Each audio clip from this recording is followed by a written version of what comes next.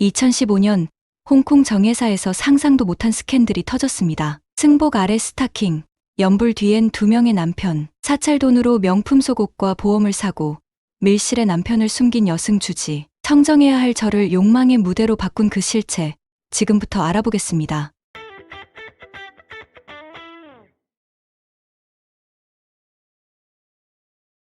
스즈딩은 1967년 10월 지린성 농촌에서 태어났으며 이름은 스아이밍이었습니다. 1990년 23세였던 그녀는 홍콩 화물차 기사 셴웨이룽을 만나 선전으로 이주했고 불륜 끝에 그의 아내 자리를 차지했습니다. 1993년 셴웨이룽의 홍콩 국적 덕분에 그녀는 단행증을 받아 홍콩에 정착했고 이름도 룽언니로 바꾸었습니다. 단행증은 중국 본토 신분을 포기해야 받을 수 있는 일방통행 허가증으로 7년 이상 거주하면 영주권을 받을 수 있었습니다. 1999년 영주권을 얻은 그녀는 셴웨이룽과 이혼하고 다시 룽얼라이로 개명했습니다. 당시 홍콩 대포의 대원촌에 거주하던 그녀는 근처 정회사를 자주 찾았고 그곳에서 고승으로 추앙받던 추우이 스님을 알게 되었습니다. 이후 그녀는 추우이 스님을 따라 보렴사에도 출입하다 같은 해 출가해 스즈딩이라는 법명을 받고 비구니가 되었습니다. 3년간의 수련을 마치고 정식으로 개첩을 받아 불교계에서도 그 자격을 인정받았습니다. 당시 추우이 스님은 81세, 스즈딩은 35세였으며 그녀는 유일한 여성 제자로 선택돼 목욕과 마사지를 도맡으며 정성을 다했고 2002년 정회사 주지로까지 올랐습니다. 주지 자리에 오른 뒤 스즈딩은 본색을 드러냈습니다. 먼저 절안의 원로 비구니에게 불사자금을 유용했다는 허위 혐의를 씌워 내쫓았고 이 사진도 자신의 측근들로 전면 교체하며 반대 세력을 제거했습니다. 그렇게 정회사에서 막강한 권력을 쥐게 되었습니다. 정회사는 1921년 창건된 유서 깊은 사찰로 대형 사찰은 아니지만 매년 수백만 홍콩 달러의 시주금이 들어오는 곳이었습니다. 그러나 스즈딩이 주지로 재임한 10년 동안 절의 예금은 670만 홍콩 달러, 한화의 약 12억 6천만 원에서 70만 홍콩 달러, 한화의 약 1억 3천만 원으로 급감했습니다. 사라진 600만 달러, 한화의 약 11억 3천만 원은 어디로 간 걸까요? 2014년에서 2015년 정회사의 1년 지출은 약 159만 홍콩 달러, 한화의 약 3억 원이었고 이 중 11만 달러, 한화의 약 2천만 원이 수리 비용으로 기록됐습니다. 하지만 절은 여전히 낡고 허름했습니다. 이는 스즈딩이 수리비를 사적으로 이용했기 때문입니다. 고급 화장품, 속옷, 마사지 기기 등이 수리비 명목으로 구입됐으며 속옷 5벌에만 1만 1천 달러, 한화의 약 200만 원이 쓰였습니다. 스즈딩은 심지어 절 돈으로 자신의 이름으로 된 저축성 보험까지 가입했습니다. 절을 고치는 건지 자신을 치장하는 건지 알 수 없는 일이었습니다. 게다가 그는 언론에 부동산 개발업자가 사찰 부지를 사려 했지만 불심을 지켜 거절했다는 미담을 흘리며 이미지 세탁에 나섰고 운영비가 부족해 대웅전의 전기도 끄고 있다고 주장해 신도들의 연민을 자극했고 많은 이들이 시주에 나서게 만들었습니다. 하지만 실제로 스즈딩의 방은 24시간 냉방이 가동되었고 그녀와 키우는 2마리 반려견이 함께 사용했습니다. 개사료비만 매달 약 7천 홍콩 달러, 한화 약 130만 원에 달했습니다.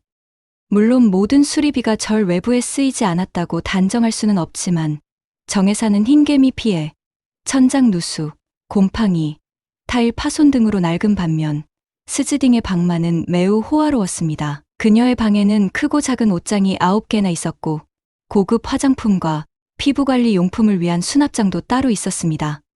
가구는 청나라 고급 목재인 산지로 제작되었으며 최고급 침대와 브랜드 매트리스까지 포함해 약 9만 홍콩 달러, 한화 약 1,700만 원 상당이었습니다. 옷장 안에는 가발, 여성용 의류, 고급 화장품, 명품 구두 여러 켤레가 있었고 머리를 깎은 승려임에도 헤어드라이어까지 있었습니다.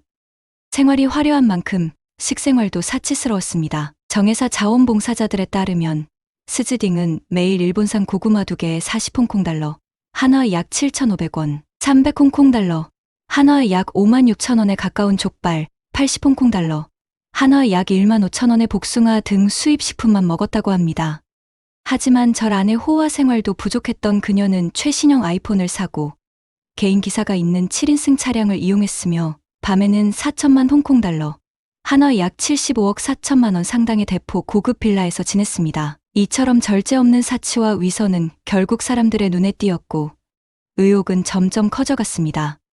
이 의심을 품은 사람은 여성 방송인 원징징입니다. 그녀가 진행한 라디오 프로그램 위험인물은 실제 사건을 깊이 있게 다뤄 주목받았고 스즈딩의 실체를 밝힌 것도 대표적 성과 중 하나였습니다. 처음에는 정회사의 자원봉사자가 원징징에게 연락해 운영 자금을 도와달라고 요청했습니다.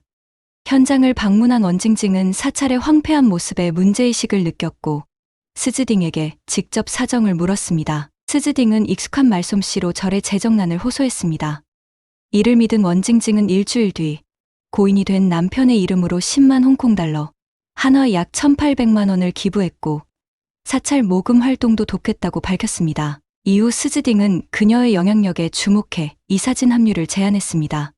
그러나 원징징은 곧 이상함을 느꼈습니다. 모금 영상을 촬영하던 중 사찰 안에 불법으로 증축된 납골함 천여 개를 발견했고 이를 지적하자 스즈딩은 그건 당신이 돕기 전 다른 지역 유지들의 제안이었다고 둘러댔습니다. 원징징이 도움을 주기 시작하자 더는 불법이 벌어지지 않을 거라 믿는 이들도 있었습니다. 일시적 위법이었다면 이해의 여지도 있었겠지만 스즈딩은 곳곳에서 의심스러운 행보를 보였고 숨길 수 없는 문제들이 드러났습니다.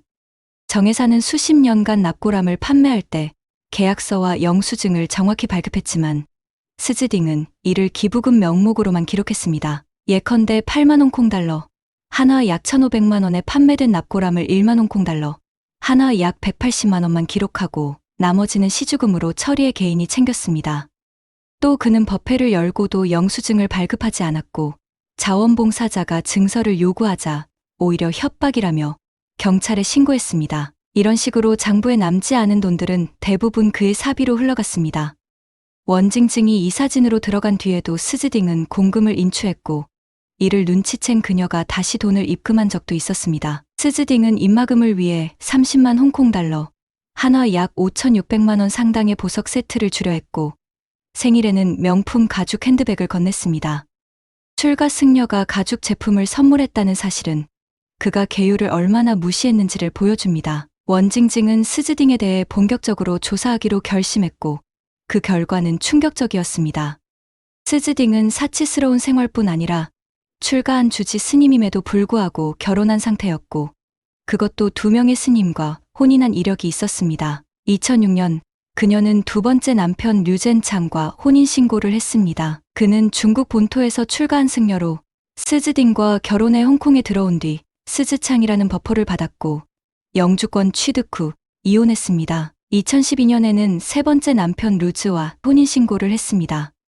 루즈는 본토 출신 스님으로 본명은 가오거였으며 수저우 이면산사에서 출가해 보련사에서 즉왕이라는 버퍼를 받고 수행 중이었습니다. 더 놀라운 건 두 사람 모두 정회사의 이사진이었고 스즈창은 이사회 비서직까지 맡고 있었습니다. 이 사실을 확인한 원징징은 스즈딩에게 직접 따졌습니다. 그러자 스즈딩은 모두 형식적인 결혼이라며 스즈창은 후계자 확보를 위해 즉왕은 해외 대사의 간병인을 들이기 위한 수단이었다고 해명했습니다. 자신은 연애 경험도 없고 순수한 몸으로 출가했다며 모든 것은 불교 수행을 위한 희생이었다고 주장했습니다. 이쯤 되자 원징징은 거짓말을 일삼는 스즈딩을 더 이상 믿을 수 없었습니다. 스스로 위장 결혼이라 말한 이상 이는 명백한 허위 진술이라 판단한 그녀는 곧바로 법 집행기관에 스즈딩을 신고했습니다. 2015년 10월 14일 홍콩 출입국 관리국은 정회사에 출동해 스즈딩을 현장에서 체포했습니다. 당시 남편 즉왕은 전래 밀실에 숨어 있었고 스즈딩의 방 뒷문은 그 밀실과 연결돼 있었습니다. 남자 수행자를 받지 않는 정회사에 남편을 숨긴 사실은 위장 결혼이라는 주장에 큰 의문을 던졌습니다. 출입국 관리소로 연행된 뒤 스즈딩은 처벌을 피하려 입장을 바꿨습니다. 처음에는 위장 결혼이라 했지만 나중엔 즉왕과는 진정한 사랑이라 주장했습니다. 법적으로 스님과 비구니의 결혼을 금지하는 조항이 없었기에 당국도 처벌할 수는 없었습니다. 스즈딩의 결혼이 진짜였는지 영주권 목적이었는지는 끝내 밝혀지지 않았습니다. 다만 그녀의 행실이 계율과는 거리가 멀었다는 점만은 분명했습니다. 겉으론 승복을 입었지만 속으론 스타킹에 가죽 구두를 신었고 입으론 남녀의 욕망을 거리낌 없이 말하며 출가자의 모습을 잃고 있었습니다. 스즈딩은 자신이 매력적이라고 믿었고 출가한 뒤에도 남성들의 관심을 지렸습니다. 원징징이 공개한 녹음에 따르면 5, 6년 전에도 나를 쫓아다닌 남자가 많았고 어떤 이는 나 때문에 극단적인 행동을 했다고 자랑했습니다. 다른 비구니에겐 젊었을 때의 나보다 못생겼다고 비웃었고 구애자들 때문에 번호까지 바꿨다고 말했습니다. 말뿐이었다면 넘길 수도 있었겠지만 스즈딩은 출가 후 2명의 스님과 결혼한 데다 남자친구까지 있었습니다. 더 놀라운 건 그를 감옥에 보냈다는 사실입니다. 스즈딩은 선전에서 남자친구인 부동산 중개인 양용과 13개월간 함께 살았습니다. 임신을 걱정해 피임 시술까지 받았습니다. 그러나 양용의 음주 문제로 갈등이 생겼고 스즈딩은 이별을 통보했습니다. 양용은 받아들이지 않았고 두 사람의 연애 사실과 사진, 편지를 언론과 스승인 추의 스님에게 폭로하겠다며 협박했습니다. 양용은 이후 절에 전화를 걸어 스즈딩을 괴롭혔고 그녀가 직접 만나 이야기하자고 했지만 양용은 피했습니다. 양용은 스즈딩에게 50만 위안, 한화 약 1억 원의 입막음 돈을 요구했고 둘은 위챗으로 협상을 벌였습니다. 결국 10만 위안, 한화 약 2천만 원으로 줄였고 두 사람은 정의다원에서 만나기로 했습니다. 스즈딩은 10만 위안 현금을 가져갔고 양용은 두 사람의 사진을 돌려주었습니다. 하지만 그는 몰랐습니다. 스즈딩은 이미 대화 내용을 협박 증거로 경찰에 넘겼고 경찰은 현장에서 양용을 체포했습니다. 양용은 투자금 반환이 목적이었다고 주장했지만 위챗 메시지의 협박 정황이 명백해 1심에서 징역 3년, 항소 후 1년형을 선고받았습니다. 형을 마친 그는 스즈딩의 스캔들이 퍼지자 억울함을 주장하며 언론에 나타났습니다.